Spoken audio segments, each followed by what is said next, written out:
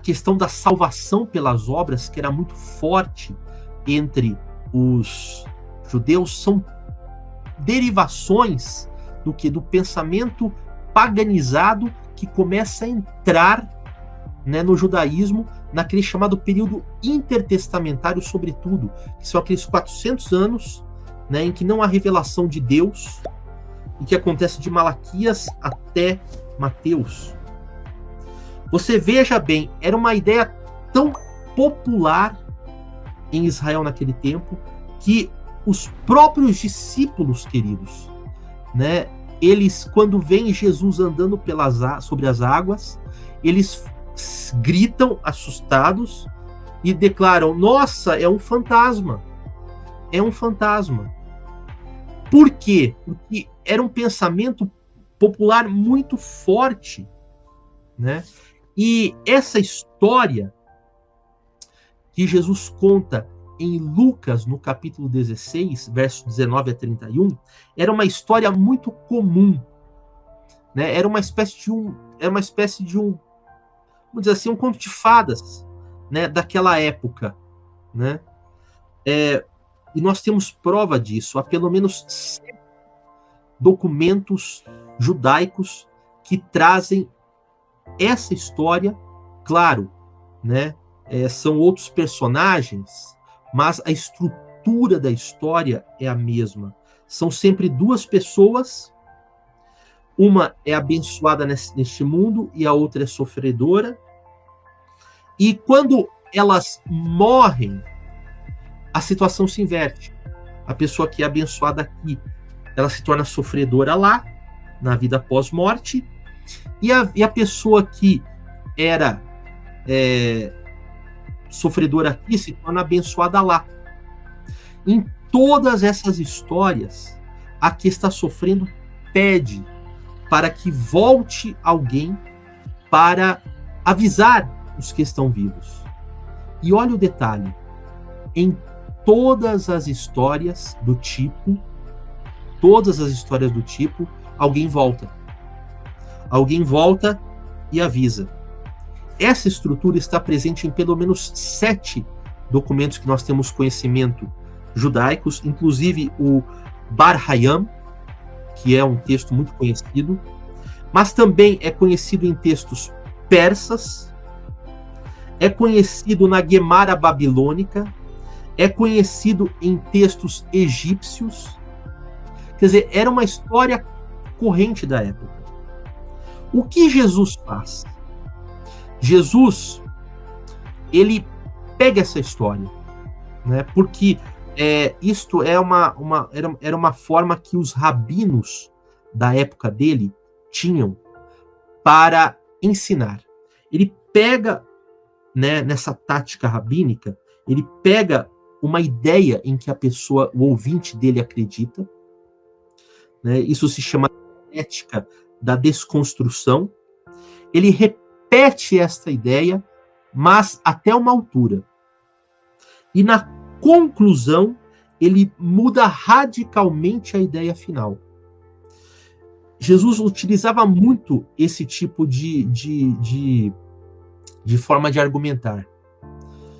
Estou falando isso por quê? Porque isto, apesar da gente não ficar muito claro para nós, quando a gente lê a Bíblia, isto era usado por todos os grandes mestres do seu tempo. E ele usava isso também. Quer ver um outro caso? A mulher pega em adultério.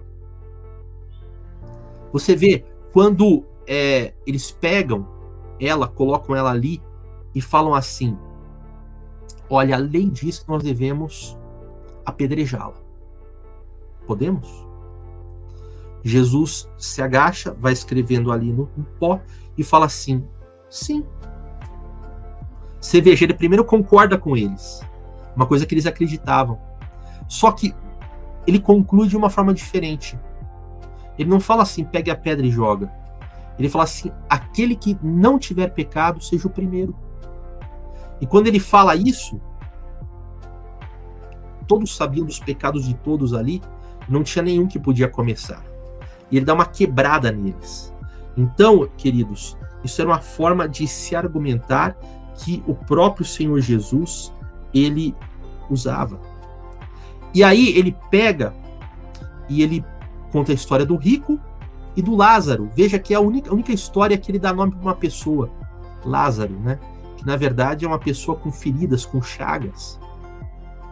Por isso Lázaro, não com ligação com um amigo dele, Lázaro, que depois vai ser ressuscitado, né? Que Jesus mesmo fala, Lázaro, né, dorme. Veja, Lázaro, se Lázaro estivesse no seio de Abraão, Jesus ia falar que Lázaro dorme enquanto ele estava morto? Mas enfim, o que acontece? Jesus, então, queridos, ele começa a falar dos dois, ele usa a mesma estrutura, um abençoado do sofredor, quando eles morrem, né? Ele relata que um, né, vai para o inferno, o outro vai para o seio de Abraão. Por quê? Porque essa história era corrente. A história era corrente. Só que aí ele surpreende a todos. Porque ele pega e fala o seguinte: bom, tudo bem. Só que quando o rico pede, né, para que o Lázaro, né, ou Abraão possam fazer algo por ele, lhe é negado. Então isso é o que muda. Lhe é negado. Enquanto na história tradicional seria atendido, agora lhe é negado. E repare, queridos, a incoerência que tem a gente pensar que a parábola era literal.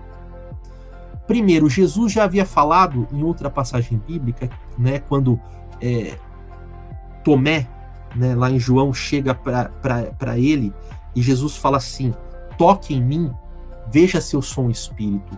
Espírito, pelo que vocês dizem, não tem corpo. Pois é, então se o rico era um espírito, por que ele pediu para que Lázaro colocasse o dedo na água e pingasse para ele tomar? Um espírito precisa de água? Repare a incoerência que é você pensar nisso literalmente. Outra coisa, repare a incoerência que é se eles pudessem conversar entre eles. Repare a incoerência que é estarem tão próximos a ponto de um poder tocar na água e pingar na boca do outro. É claro que isso não pode ser literal, querido. Seria uma loucura completa. Mas, enfim, isso lhe é negado. É negado para o rico. Aí o rico fala o quê? Então permita, então, pelo menos, que Lázaro volte para falar com os meus parentes que estão vivos. E quando ele fala volte, ele não volta como um espírito. Ele fala assim, que ele ressuscite. Repare que as escrituras nos mostram que a única forma do morto voltar é pela ressurreição. Por isso que não é possível que Jesus fosse um fantasma, né, um espírito desencarnado quando ele andava sobre as águas. As escrituras, por essa própria parábola, dizem que a única forma que Lázaro teria de voltar seria pela ressurreição. Mas Jesus então fala que isso não lhe foi também permitido. E por que não foi permitido? Aí está a chave desta parábola. Porque eles têm já Moisés e os profetas. Moisés e os profetas são a autoridade para lhes ensinar o que é certo e o que é errado, para dizer o que deve fazer e o que deve fazer. Nenhuma pessoa que voltasse da morte, que ressuscitasse, teria autoridade, porque se não creem em Moisés e os profetas, e quando ele fala Moisés e os profetas, ele quer dizer os 5 primeiros livros das Escrituras e os outros demais livros do Antigo Testamento, ou seja, o que nós chamamos de Antigo Testamento. Então é a palavra de Deus, a Escritura, que tem autoridade para ensinar. E com isso, querido, o que ele está falando? Ele está falando que esse trecho das Escrituras é o que vai falar que não há alma imortal. Ele vai falar que o homem é mortal. Então Jesus está falando assim, para vocês que creem nessa historinha, vão nas Escrituras. E vocês vão ver que essa própria historinha não é literal. Ele dá aí a chave da interpretação, né? A autoridade está em você viver segundo a palavra. A autoridade está em você respeitar a lei e os profetas. Porque quem não crer nas Escrituras, ainda que houvesse alguém que ressuscitasse dos mortos e falasse, a pessoa também não creria.